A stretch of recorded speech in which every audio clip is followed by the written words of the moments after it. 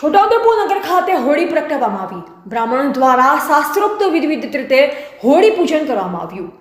છોટાઉદેપુર સાંસદ જસુભાઈ રાઠવા અને ધારાસભ્ય રાજેન્દ્રસિંહ રાઠવા દ્વારા પૂજન કરી હોળી પ્રગટાવવામાં આવી। નગરજનો દ્વારા ઉત્સાહભેર હોળી પૂજન કરવામાં આવ્યું।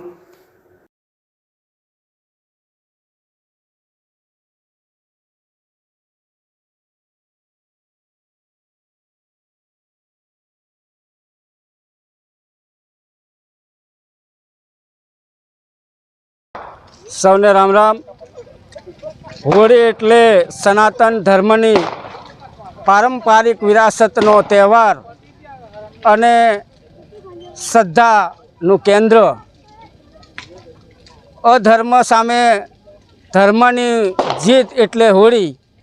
અને હોળીની અંદર છોટાઉદેપુરના આદિવાસી વિસ્તારની અંદર હોળીથી પહેલાં 7 દિવસ અને હોળીથી પછી 6 દિવસ સુધી મેળાઓનો તહેવાર ઉજવાય છે।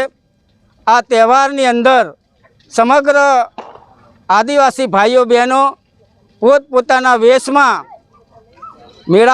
મેળાઓ માણતા હોય છે અને દેશ કે પરદેશમાં ગયેલો આદિવાસી પણ હોળીનું પર્વ મનાવવા માટે પોતાના વતનમાં આવે છે।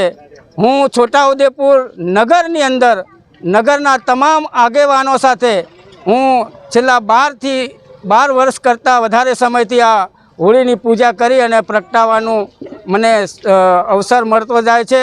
ત્યારે આજના તબક્કે હું સમગ્ર દેશવાસીઓને હોળીની ખૂબ ખૂબ શુભેચ્છા પાઠવું છું। અને મારો છોટાઉદેપુર જિલ્લો, મારો છોટાઉદેપુર નગર, મારો છોટાઉદેપુર તાલુકો અને સમગ્ર દેશની જનતાને અને પ્રાર્થના કરું છું કે આપ પણ આ મેળાઓ માનો। અને આજના તબક્કે માન્ય ધારાસભ્ય શ્રી, નગરના નવનિયુક્ત પ્રમુખ મંજુલાબેન, ભારતીય જનતા પાર્ટીના સમગ્ર આગેવાનો ઉપસ્થિત રહી અને આજનો આનંદ માન્યો છે। વંદે માતરમ, ભારત માતા કી જય।